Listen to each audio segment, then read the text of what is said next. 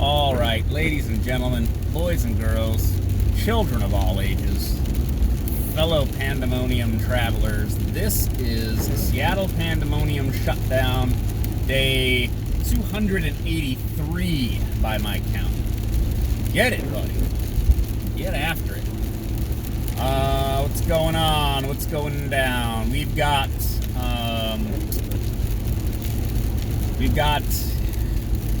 again, just ongoing election drama. I don't really care. I want someone to do something meaningful. I don't really know what that means.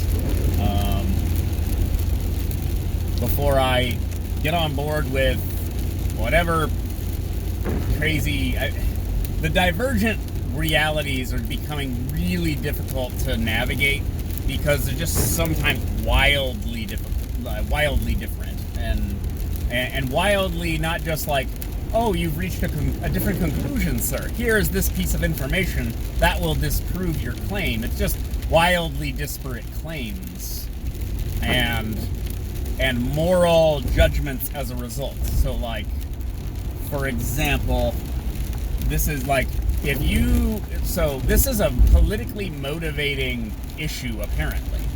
Like, if you don't think anthropogenic, that is man-made climate change, is a super huge deal and we're all gonna die if we don't act immediately, then you're a bad person. Or you're stupid. You're not paying attention to the data, right? Trust the science, they say. Or if you think that a fetus is a human baby, but it's okay to kill that thing, then you're not trusting the science, because the science says that thing is like a baby and it will become a human, and you're killing a human. So you're not trusting the science. How many genders are there? How many sexes are there?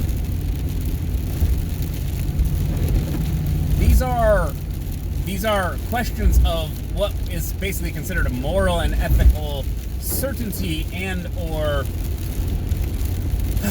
how do you put it? These are issues where we need a certain level of moral and ethical clarity, right? Is war okay? Is just war, that is in justified war, like just war theory, is that real? Can you justify war? I mean, in the event of, say, World War II, you can justify it. In the case of even, like, the Korean War, you can justify it. There's this foreign influence pushing this country into a civil war, and we're going to back the side that's not communist because they're being taken over by foreign powers. By the way, our pilots flew against Russian foreign volunteers over in the skies over Korea in that war.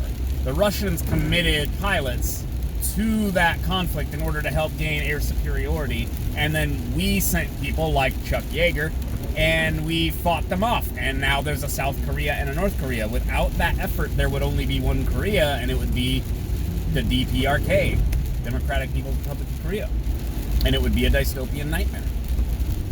So can you justify the bombings that we did, the fighting, the killing we did in order to create a country that is, I suppose, more free than its northern counterpart? Vietnam didn't quite work out the same way, although it's kind of similar, right? Moral clarity on issues that matter. So, like abortion, do we as a country just kind of allow infanticide? That's the pro-life argument, is that we're just allowing infanticide. And I see the argument. I get it. I mean, it's not inaccurate to say we are allowing, condoning, even promoting widespread infanticide. Now, compared to all of our other societal dysfunctions, sins, crimes, misdeeds, as both a nation and as individuals, how does that rank? Well, I mean, we're the United States of America. We, over the last 20 or so years, contributed to the collapse of multiple countries all around the world. Destabilizing Central and South America. We destabilized our own country. We trafficked cocaine and cocaine byproducts into American cities, and you know, it's it's tricky. So then when people are talking about, you know, like two Americas, or maybe there's more than two Americas, maybe there's like a shattered mirror. It's like a fractal of different Americas, because there's some overlap between different groups, but then not between others.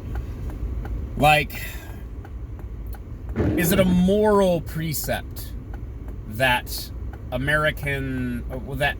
is it a moral precept that individuals have individual liberty and should be granted things that are kind of like in the UN Charter of Human Rights or whatever?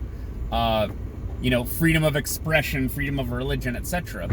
Okay, you can say people have that right. And then you can say, well, how do you enforce it?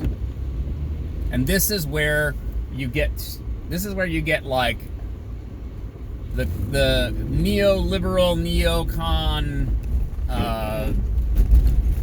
sort of dichotomy, which is kind of often sort of the same thing. It's kind of how we ended up in some of these situations. And leftists use this as a criticism of America all the time. Like, if we have law enforcement out here and there are riots and they use CS gas or tear gas on the public, that's use of chemical weapons on the population, which is what we said about Assange. And what did we do to Assange and his regime? We bombed Syria into a rubble pile. And then ISIS came in and took over. And that criticism, if that's, you know, it's not necessarily a fair criticism, but it is a criticism nonetheless. I mean, we use chemical weapons on our people. If CS gas is considered a chemical weapon, which it is a chemical being used as a weapon, so I would call it a chemical weapon. So then that's a moral failing we have. But then we go rampaging around the world, starting wars and things, and attempt to justify our,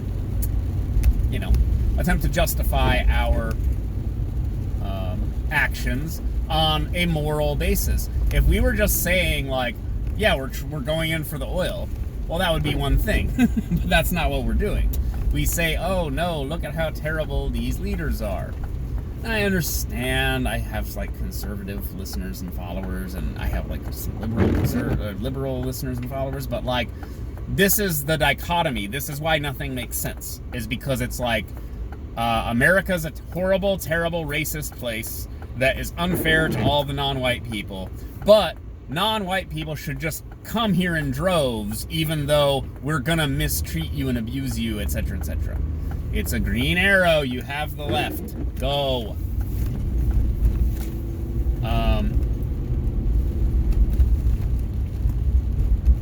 And for the conservatives, jobs are good. Hard work is good. The black community can get ahead, so vote for us. Never mind that under the Reagan administration, they trafficked cocaine into the hood, where it was cooked into crack cocaine, and then they were prosecuted at higher rates than white people for similar crimes. Oh, and by the way, part of that came from the '94 crime bill, which was pushed by none other than Joe Biden, whose son has photos of him smoking, I'm assuming crack, because that doesn't look like a weed pipe to me. Smoking crack, which is what his father pushed for, that locked up lots of black men. So, pick a side, guys. Choose your worst. If you're a black person in America, pick one. Get enthusiastic about one of these parties. Go ahead. I dare you. I double dog dare you. And this is it, guys. See, this is why I say I'm a secret lib. because I know how to use the language of my oppressors. You start talking about privilege, you start talking about, competing political factions, you start talking about justice and equity and all this stuff. Yeah, that's a whole rabbit hole of nonsense. This is Wednesday, by the way. We are like 9 days from Christmas, and it does not feel like it. It feels like September. I don't know. Pandemic Groundhog Day. Anyways, so I think it was like Dave Smith and Robbie the Fire on what do you call it? Part of the Problem podcast. The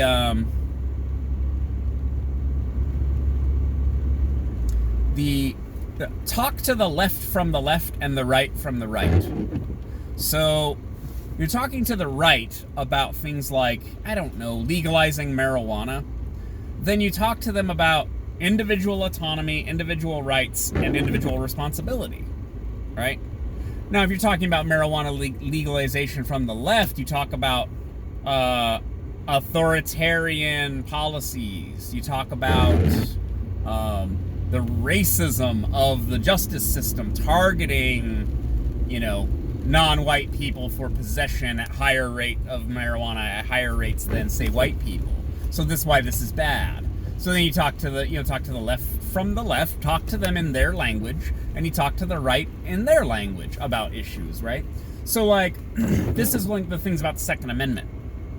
This is why I find myself kind of politically homeless, which is when you're talking about, like, the Second Amendment, people have a safety bias or a rights bias. So the right tend to think of it in terms of a right to bear arms. The left think of it as in terms of public health and safety.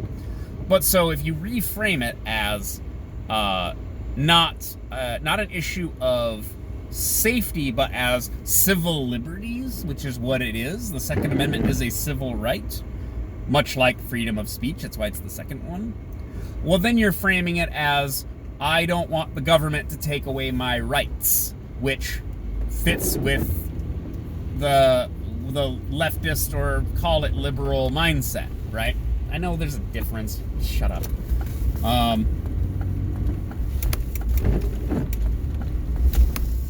But of course, you don't need to make the case for guns on the right wing, although there are some shysters on the right who are willing to sacrifice certain aspects of your Second Amendment right, as well as your First Amendment right.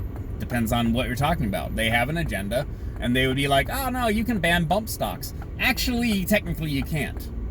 They did it anyway. Trump did it.